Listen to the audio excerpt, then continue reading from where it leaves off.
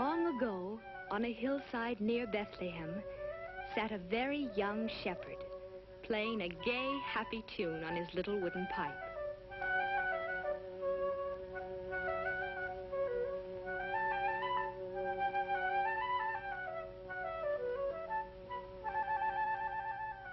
In that year, the Emperor of Rome had ordered all the people to be counted and taxed, each man in his own city.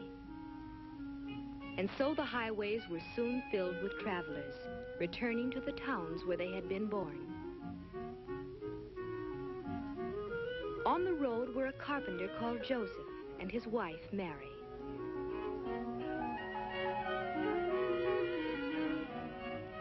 Their hometown, Bethlehem, was a city now filled with visitors, all looking for places to stay. And by twilight, Joseph and Mary were weary of searching.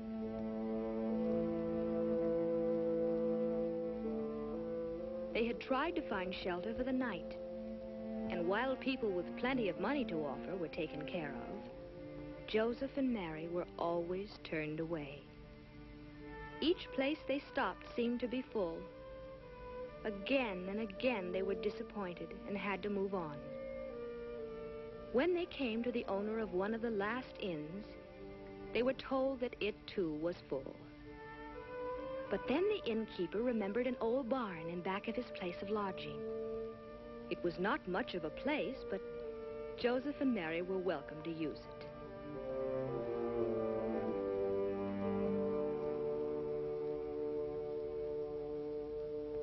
This was where they would stay for the night. And in this old, dingy stable, the animals made room for the unexpected guests. As Joseph made Mary comfortable and the weary tourists took their rest, night settled over Bethlehem.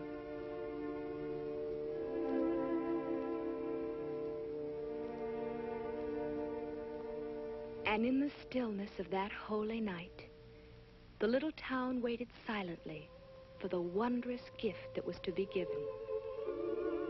In the sky that night, in the sky above the sleeping city, a strange new star appeared, the Star of Bethlehem, telling of the birth of a great new king to be cradled in a manger.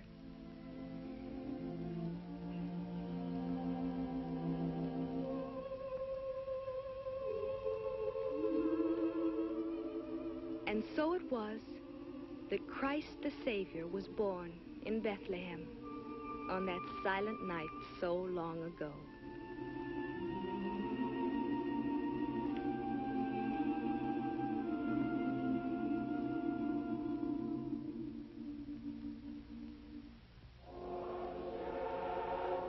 Nearby in the countryside, the shepherds were watching by their fires. Then, with the star, appeared a light, bright with the glory of angels, angels who sang to them of the birth of a king in a manger in Bethlehem.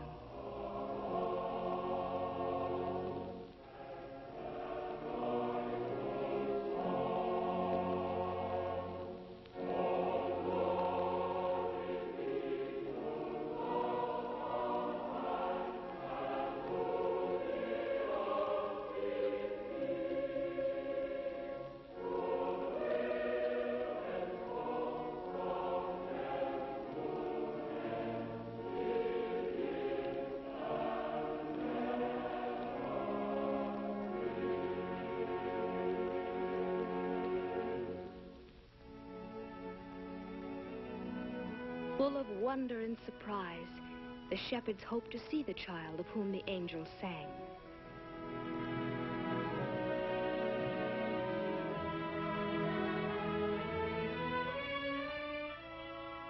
They gathered their sheep together and started toward the town.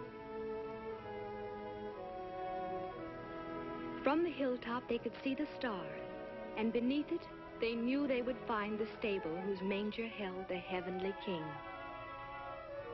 On they came, and the first to arrive was the very young shepherd playing his pipe. As he saw the baby with Mary and Joseph, he came close to the manger. Before the holy child, the shepherds all knelt and offered to him the beloved pipe, a sheepskin cap, and a little lamb.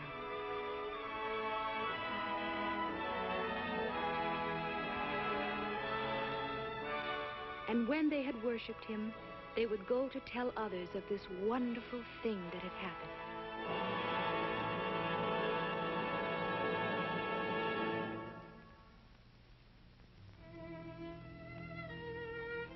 Far to the east, there were others who saw the star. In Turkestan, a princely astronomer sat studying his instruments. And suddenly in the sky above, the new star shone.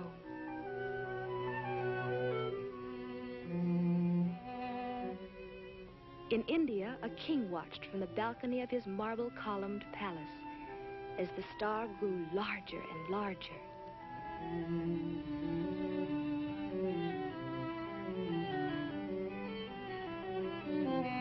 And on the desert sands of Arabia, a ruler was gazing toward the heavens, seeing that same star as it told of the new king's birth. To them all, it meant that a king had been sent from God, a king they would worship. Each one set out to follow the star and to bring to the child a gift of love. The astronomer boarded his ship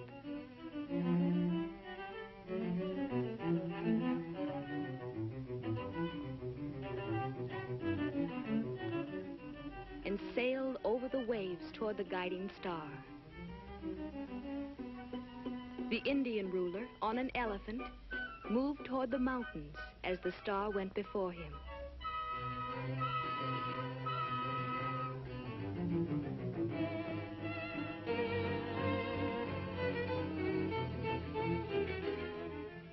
And from Arabia, across the desert, came the third king on a camel. It was a long journey and a hard one for all of them. But as they followed the star, each came nearer to the land of Israel, where Herod ruled.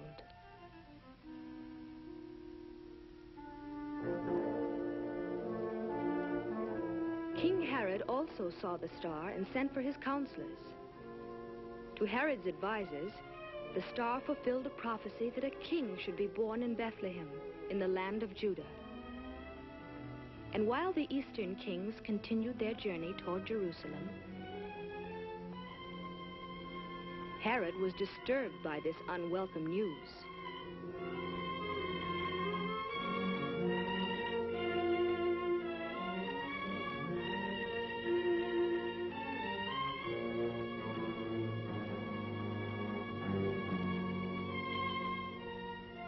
Thinking surely that King Herod could direct them to the newborn child, the wise men came to his palace to seek his advice. Perhaps they would find the babe there, in the palace.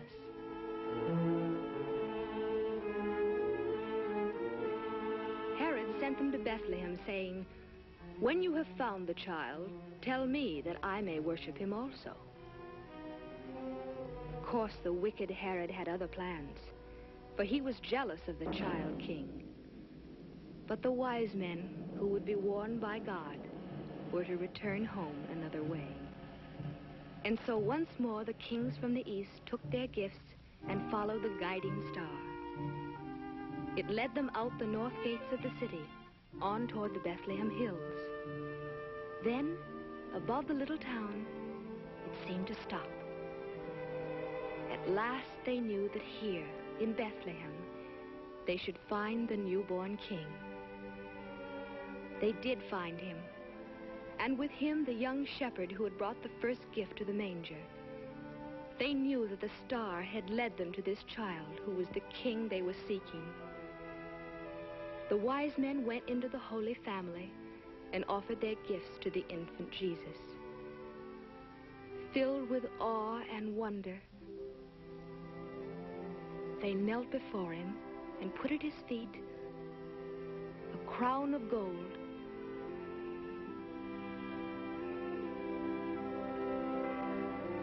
a chest of frankincense, a jar of myrrh. And they worshipped him, the child of the line of David, the Son of God, the King to be called Emmanuel.